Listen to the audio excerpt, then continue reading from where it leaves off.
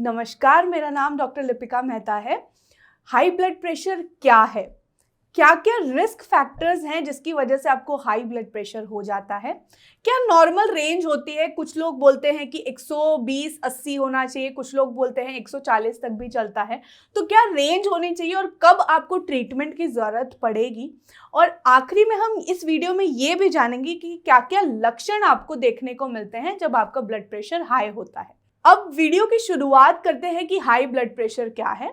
तो जो आपका हार्ट है वो एक प्रेशर बनाता है और वो एक प्रेशर क्रिएट करता है ताकि पूरी बॉडी में आपका जो ब्लड है वो सप्लाई हो सके अच्छे से। आपके न्यूट्रिएंट जो है, विटामिन जो हैं या फिर आपके जो भी एंजाइम्स है, हर चीज़ जो है वो ब्लड के थ्रू जाती है। ठीक है, अब ये सब सप्लाई करने का काम, ब्लड को सप्लाई करने का काम है हार्ट का।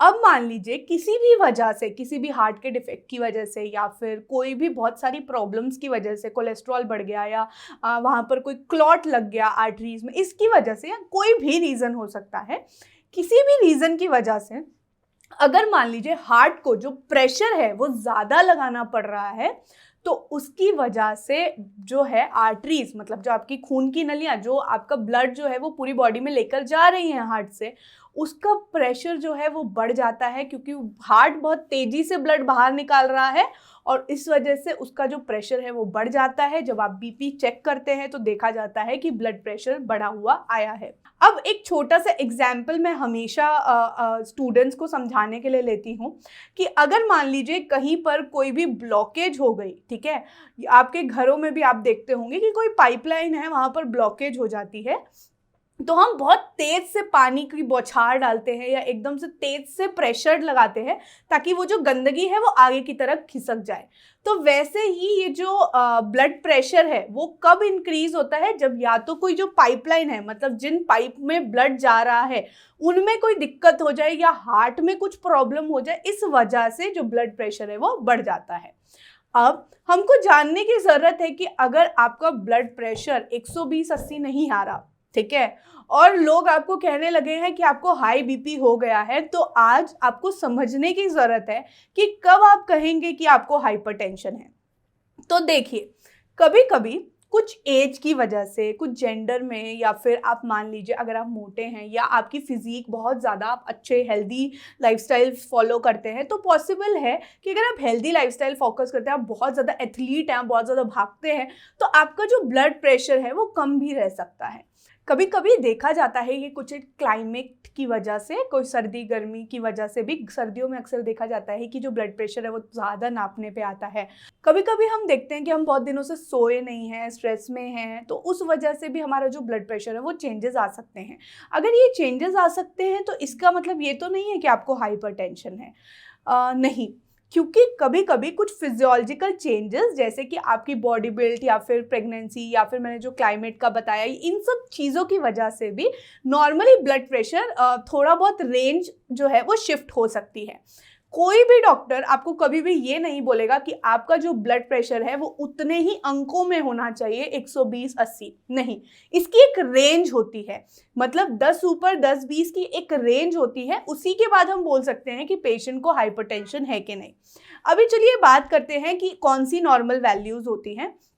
तो अगर आप ऊपर का बीपी, जिसे हम सिस्टोलिक बोलते हैं, ऊपर वाला बीपी अगर आपका हो रहा है कि आप देख रहे हैं आपका बीपी 118 से लेकर 139 तक पहुंच जाता है, तो आप सिर्फ प्री हाइपरटेंसिव हैं, मतलब आपको हाइपरटेंशन की दिक्कत हो सकती है। इसके लिए आपको थोड़ी बहुत अपनी लाइफस्टाइल में चेंजेस करना है और आप एकदम ठीक हो जाएंगे, उसका कुछ प्रॉब्लम नहीं है। हम कब मानते हैं पेशेंट हाइपरटेंशन में है? फर्स्ट स्टेज में मानते हैं। फर्स्ट स्टेज का मतलब सिंपल सा है कि अगर आपका जो ब्लड प्रेशर है वो 140 से थोड़ा ऊपर जा रहा है, तो मतलब स्टेज 1 है। उसमें भी हम मानते हैं कि पहले 1 महीना आपको डाइटरी फैक्टर्स बताए जाते हैं कि आपको चेंजेस जो करने हैं लाइफस्टाइल में, उसके बाद 1 महीने बाद आपको दवाइयाँ स्टार्ट की जाती हैं। तो उसमें भी बहुत ज़्यादा घबराने की ज़रूरत नहीं है, आप ट्रीटमेंट ले सकते हैं, बहुत ईजी ट्रीटमेंट्स हैं। अब जो थर्ड टाइप है ना, थर्ड टाइप में क्या होता है, 160 से अगर आपका जो सिस्टोलिक प्रेशर है वो 160 से ऊपर जा रहा है तो हम बोल जाते हैं कि इसको अब थोड़ा हाइपरटेंशन ज़्यादा हो रहा है, जो स्टेज है वो थोड़ी ऊपर की है, तो उस टाइम पर आपको इमीडिएटली ट्रीटमेंट की ज़रूरत पड़ती है। चलिए अब थोड़ा नीचे का जानते हैं। नीचे का ब्लड प्रेशर अगर मान लीजिए 80 to 89 है तो आप स्टेज 1 में ही हैं, आप प्री हाइपरटेंसिव हैं, आपको जो है लाइफस्टाइल ही चेंजेस करने हैं। अगर आपका ब्लड प्रेशर 90 से लेकर 99 तक की रेंज में जा रहा है अभी भी, तो आप वो फर्स्ट जो स्टेज है उसी में ही है और आपको जो है ट्रीटमेंट के साथ में अगर आप लाइफस्टाइल चेंजेस करेंगे तो ठीक हो जाएगा। अगर आपका जो ब्लड प्रेशर है वो 100 mmHg मतलब जो नीचे वाला ब्लड प्रेशर होता है जिसे हम डायस्टोलिक ब्लड प्रेशर बोलते हैं, अगर वो 100 से ज़्यादा है, ठीक है, तो हम थोड़ा टेंशन लेने की बात है। आप स्टेज 2 तक पहुंच गए हैं और स्टेज 2 में आपको ध्यान रखना है कि आपको जो मेडिसिन है वो टाइमली लेनी है और इमीडिएटली आपको ट्रीटमेंट स्टार्ट करवाना है। अब हम क्योंकि बात कर चुके हैं नॉर्मल रेंज की, तो अब हम बात करते हैं रिस्क फैक्टर्स, किन किन वजह से आपका ब्लड प्रेशर बढ़ सकता है। तो मेजरली देखा जाता है कि कुछ जेनेटिक कॉज होते हैं और आज तक बोला जाए तो एग्जैक्ट कॉज डिफाइन भी नहीं हो पाया है कि किस वजह से वो होता है, बट यूजुअली रिस्क फैक्टर्स में देखा जाए तो जो लोगों की हेल्थ जो है वो ओबीज होते हैं उनको ब्लड प्रेशर की दिक्कत ज़्यादा होती है।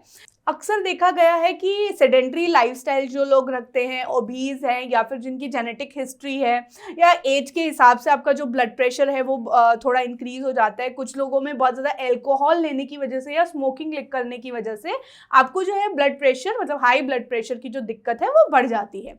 अब हमको बात करना चाहिए क्या क्या लक्षण आपको हाई ब्लड प्रेशर में देखने को मिलेंगे। तो सबसे इम्पॉर्टेंट लक्षण जो हर एक मेल और फीमेल हम लोगों के पास लेकर आते हैं वो यूजुअली हेडेक, मतलब सर बहुत ज़्यादा दर्द हो रहा होता है, ऐसा लग रहा होता है कि यहाँ की जो कुछ नसें हैं बहुत तेज़ तेज़ आवाज़ें कर रही हैं, पल्सेशन कर रही है, ऐसा लग रहा है धक धक कुछ हो रहा है, तो हेडेक के साथ में आपको वो महसूस हो सकता है।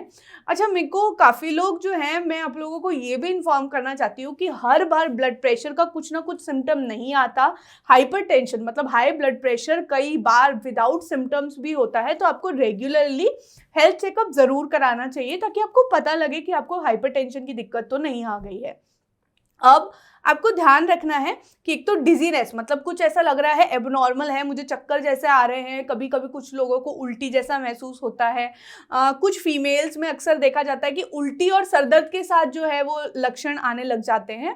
अक्सर मेल्स में पैल्पिटेशन एकदम से बहुत ज़्यादा धड़कन बढ़ जाती है, एंग्जाइटी बहुत ज़्यादा होने लग जाती है, उसके साथ में काफ़ी बार उल्टियाँ आने लगती हैं कुछ लोगों को। इस तरह की दिक्कतें आपको यूजुअली हाई ब्लड प्रेशर में देखने को मिल जाएगी। कुछ लोग बहुत एंशियस हो जाते हैं, बहुत ज़्यादा घबराने लग जाते हैं और कुछ लोगों को बहुत ज़्यादा कन्फ्यूजन होने लग जाते हैं, उनको समझ नहीं आता वो कहाँ बैठे हैं, वो क्या कर रहे हैं। तो ये कन्फ्यूजन भी एक सिम्टम हो सकता है कि आपको हाई बीपी हो।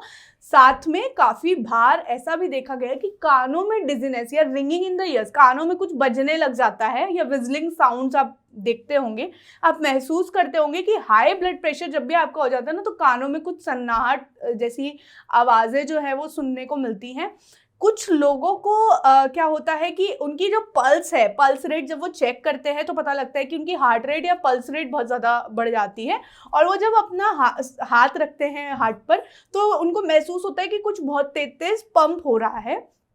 इस तरह के लक्षण जो है काफ़ी लोगों में देखा जाता है। कुछ लोगों को ब्लड विजन मतलब कुछ लोगों को दिखना थोड़ा कम हो जाता है, चक्कर आने लग जाते हैं जब उनका बीपी हाई होता है। तो हर इंसान के अलग अलग लक्षण होते हैं जिससे ये डिटेक्ट करा जा सकता है कि उसको हाई ब्लड प्रेशर है। अगर आपको हाई ब्लड प्रेशर की 7 टिप्स चाहिए और आपको जानना है कि क्या क्या ट्रीटमेंट आप कर सकते हैं हाई ब्लड प्रेशर के लिए, तो मैं एक और वीडियो बनाने वाली हूँ, आप इस वीडियो को ज़रूर रेफ़र कीजिएगा। और अगर आपको हेल्थ रिलेटेड कुछ और वीडियोस जानी है तो आप चैनल को सब्सक्राइब करिए और ज़रूर और वीडियोस को रेफ़र कीजिए। धन्यवाद।